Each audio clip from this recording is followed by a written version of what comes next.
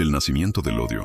De un joven frustrado al líder del nacionalsocialismo a finales del siglo XIX, en una pequeña ciudad de Austria llamada Braunau am Inn, nació un niño que, sin saberlo, se convertiría en el símbolo más oscuro de la historia moderna, Adolf Hitler.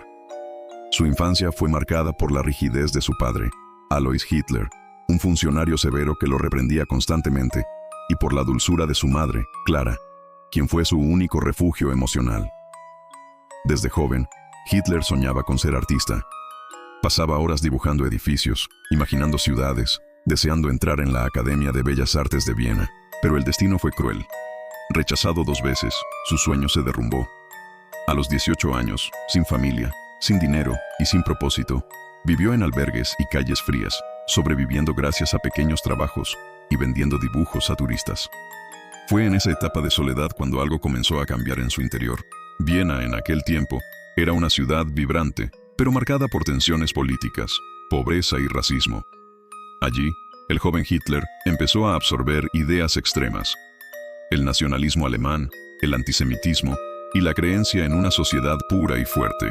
Entre los cafés y los periódicos de propaganda, su mente se transformó. Cuando estalló la Primera Guerra Mundial, Hitler vio una oportunidad. Se enlistó en el ejército alemán y sirvió como mensajero en el frente occidental. Por primera vez, sintió que pertenecía a algo más grande que él mismo. Fue herido en combate y condecorado por su valentía, pero la derrota de Alemania en 1918 lo hundió de nuevo en la frustración. Al volver a casa, encontró un país humillado. El Tratado de Versalles había impuesto duras sanciones económicas, reduciendo al pueblo a la miseria. En las calles, el hambre y la ira eran visibles, y entre los discursos políticos, Hitler comenzó a hablar. Primero fue un agitador más, un exsoldado que expresaba el descontento común. Pero su voz tenía algo diferente: fuerza, convicción y un poder casi hipnótico. Sus palabras encendían la emoción de las masas. En 1919, se unió a un pequeño partido político llamado Partido Obrero Alemán. Un año después, lo transformó en algo mucho más temible: el Partido Nacionalsocialista Alemán de los Trabajadores, o simplemente, el Partido Nazi. Sus mítines eran espectáculos cuidadosamente planeados.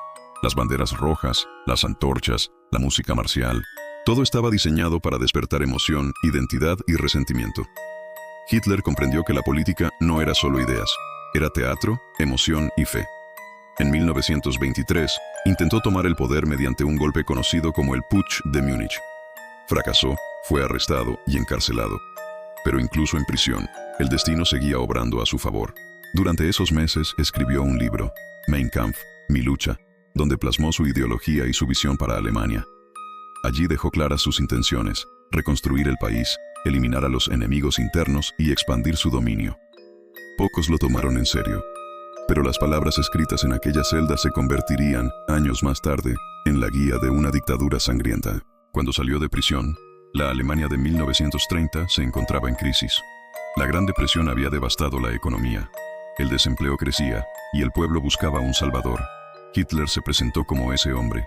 Prometió recuperar el orgullo alemán, restaurar el trabajo y reconstruir la nación.